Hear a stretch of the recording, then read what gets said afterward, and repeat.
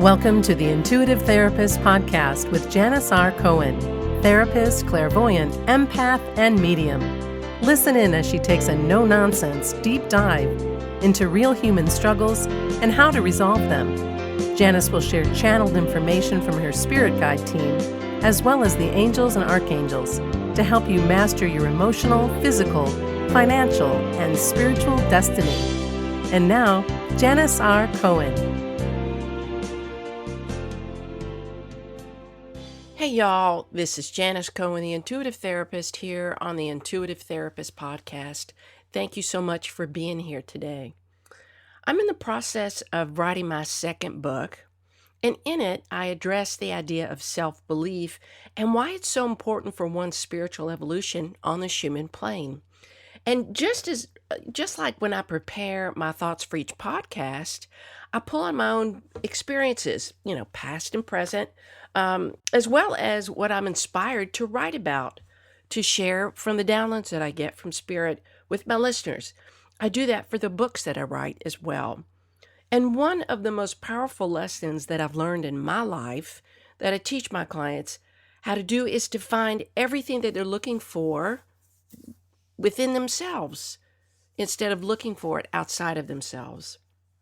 And I speak about this often with my clients because it's such a familiar topic for me in my lifetime. And in my previous book called The Intuitive Therapist, and in the future book that I talk about creating a revolution in your life, I pull on my long-standing feeling of not fitting in and feeling the lack of grounding in who I was for the majority of my life. And even though I was helping client after client after client over the years find themselves and their true North Star, I was still searching for mine. And I had a lifetime of practicing seeking approval from others, and I never felt complete, ever. The gap between achieving self-belief and where I actually was kind of pretty far. When our only attachment to self-worth and self-belief is to what somebody else might think of us, or it's tied to an outcome that we are so desperate to experience, there is no way on earth to ever feel secure or safe within yourself or in the world. And today's podcast is called, If You Don't Believe in Yourself, Who Will? All too often, I see men and women tie their self-worth to something external, and they never feel complete. This behavior was easy for me to recognize because, after all, I was an expert in doing this. Like I said before, I did this all of my life. I was on a quest for my entire life, and I didn't even know it. I was on a quest to find me. And that quest began and ends always with coming back to myself and who I really believe I am. My self-belief is the basis for my greatest achievements and my most infuriating mistakes. That is the basis for everybody's experience in their lives. Who you believe you are.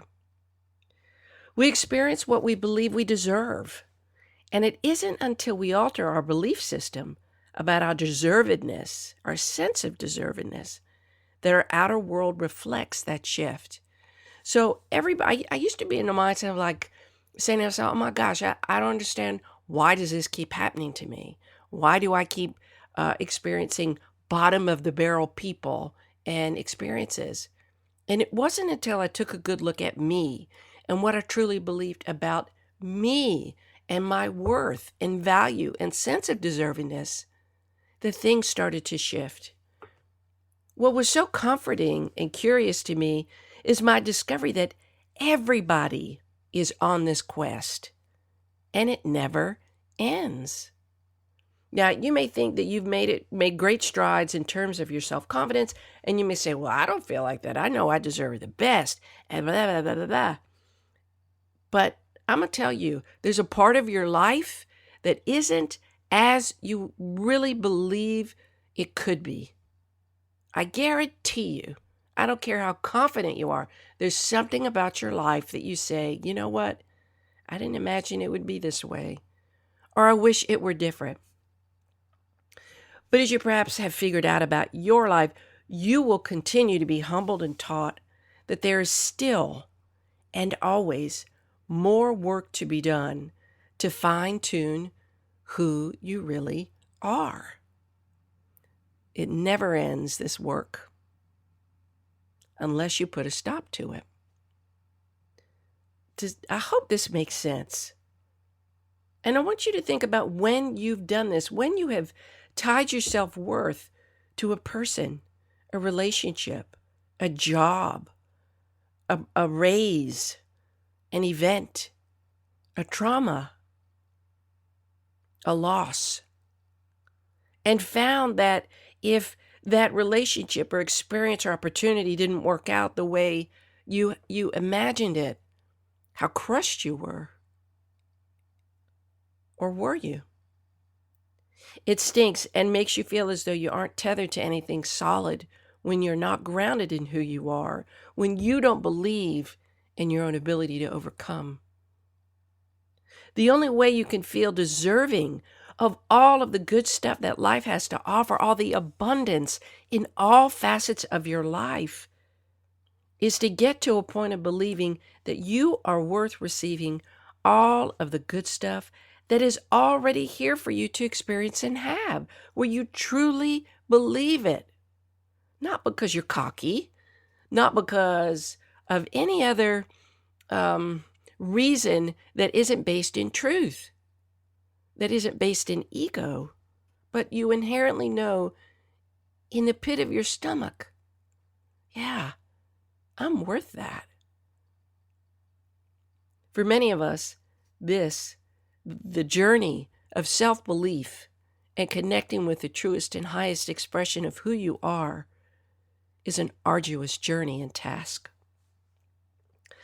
We have past experiences that have eaten away at our psyche, chewed away at us bit by bit, day by day, and before we know it, those experiences have accumulated within us to create a very heavy burden of perceived brokenness or inadequacy.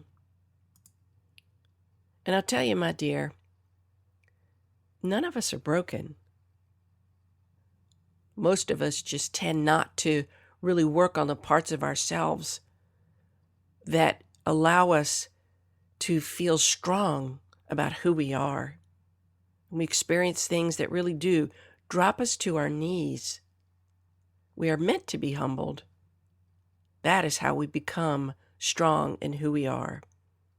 We are all flawed, and we always will be that way. And each and every day, each of us has a choice to accept or reject the beliefs that we hold close with lock and key about who we are and our life. Last year, I posted an image with some important reminders to parents about what parents need to teach their young girls. And of course, the message was gender specific because somebody else had written it. But the reminders were for all young people to know, regardless of gender. Of the points that this post spoke about was teaching your young girls about how to develop self-respect so that they are independent thinkers and doers and aren't vulnerable to forces outside of themselves, whether it's getting married and they don't have a career of their own and they're financially dependent, and then, God forbid, which this happens to many, many women, they marry a man for money, or they marry and say, okay, man, you will provide for me, and then they get divorced and they're screwed. They are financially screwed. So they stay in abusive relationships because they're not financially stable. Or they cannot get themselves back on track because they don't have their own, like I said, financial stability, let alone their own identity outside of whether it's parenting or the relationship. So one of the things that I felt was so important for parents to read about this was that young girls need to know how to think for themselves. They need to have hobbies that encourage them to be leaders and team players. They need to learn how to recognize what they truly value, independent of what anybody else tells them to value. And to be able to identify the kinds of things that they want to strive for in their lives. One of the most important things that was said in this post was how each young person needs to learn how to be on their own for a while until they feel completely self-sufficient. And to me, this is perhaps the most important thing a young person can know. It is then, when a person knows that they are self-sufficient, that they can be more participatory in any part of their lives, especially in romantic relationships. And being self-sufficient, knowing that you are, allows you to make the kind of progress that you couldn't otherwise had you not known what it's like to stand on your own. And this was a powerful thing for me to read. I wasn't raised to focus on my independence. I've talked about this before. And I wish I had been.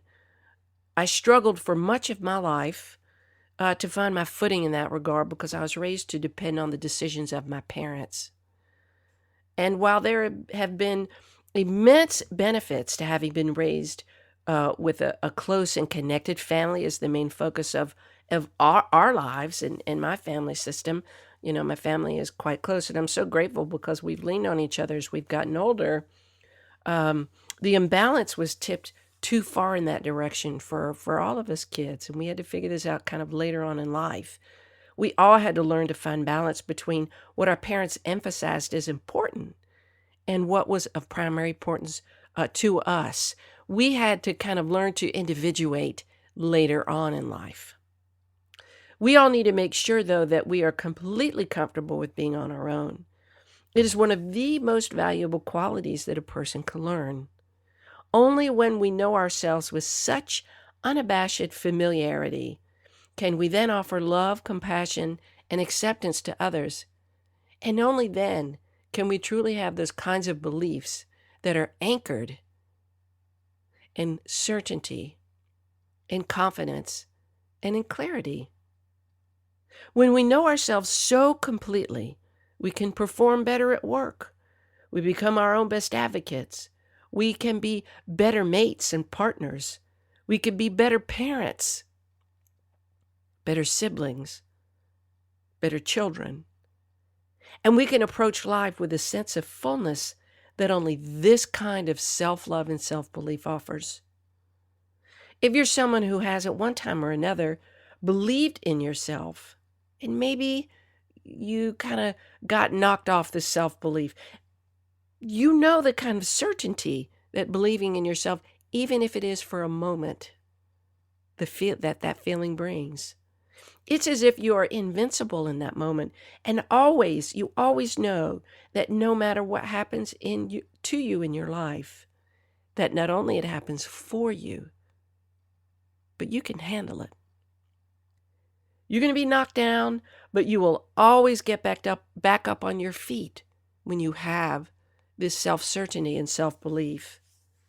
Sometimes it may take longer than others to brush all of the dust off and get steady on your 2 feet, but you will make damn sure that you stand firm and tall yet again once you get back up. To believe in yourself means that you prioritize your feelings, your views, and you rely on your own inner guidance to lead the way. No one can take that certainty away from you when you get to that point. You may ask somebody or several people their thoughts about something, but you will always compare them to what your gut instinct tells you. And that is the basis of strong self-belief.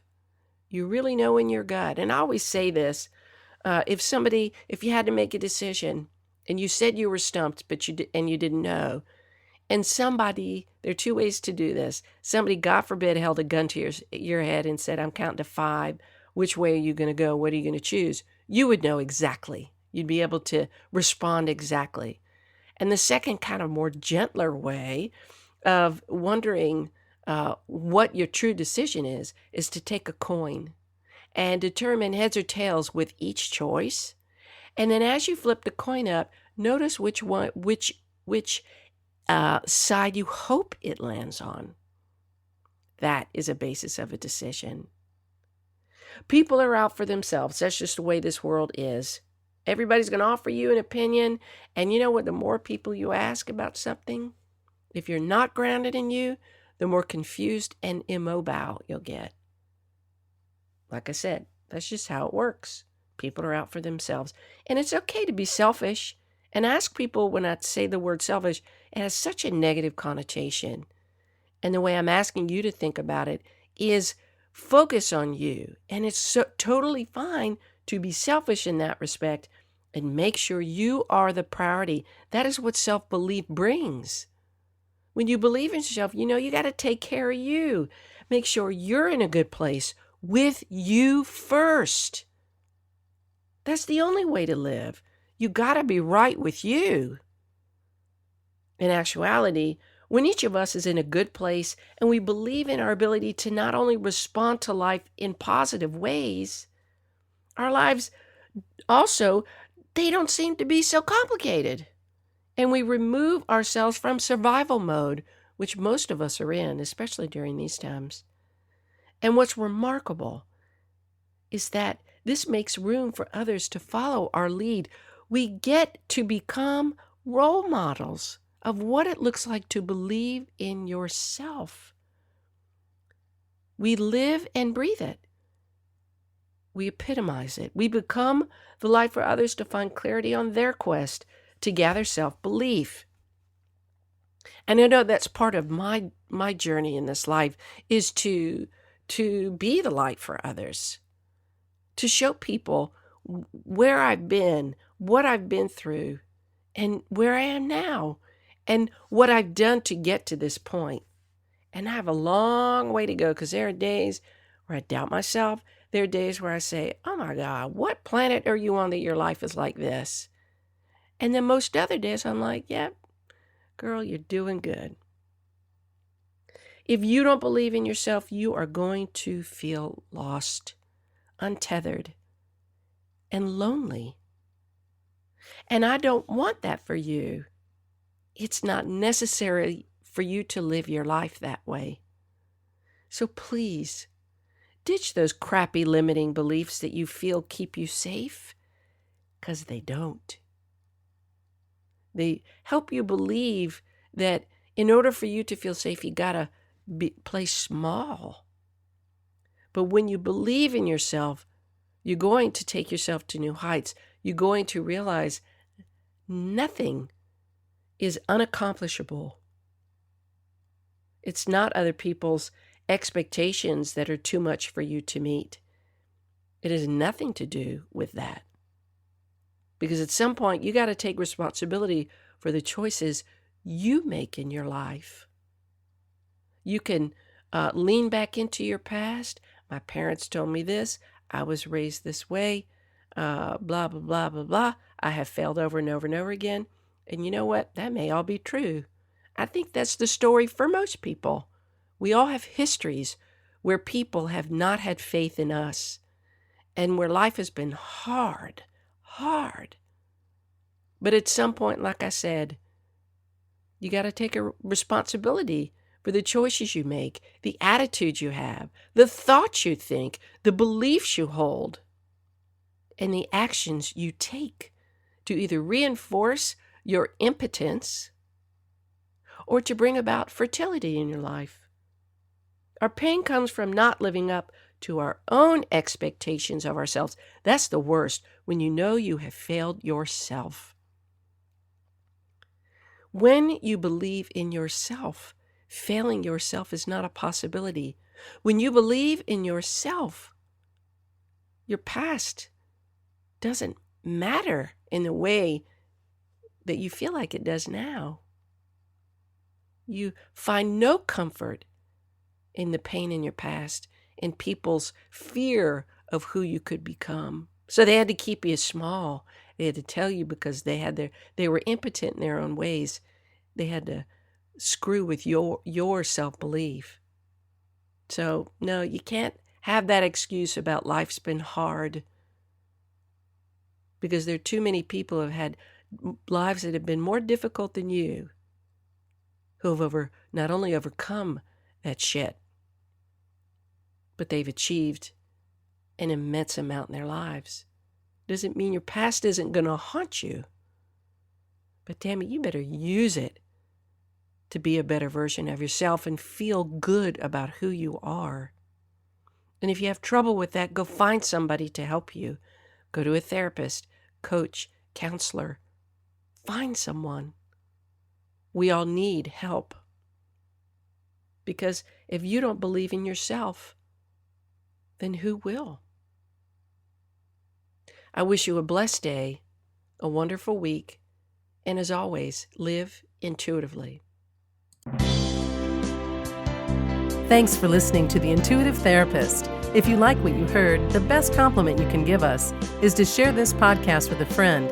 And be sure to give us some stars and a favorable review at Apple Podcasts or wherever you listen in.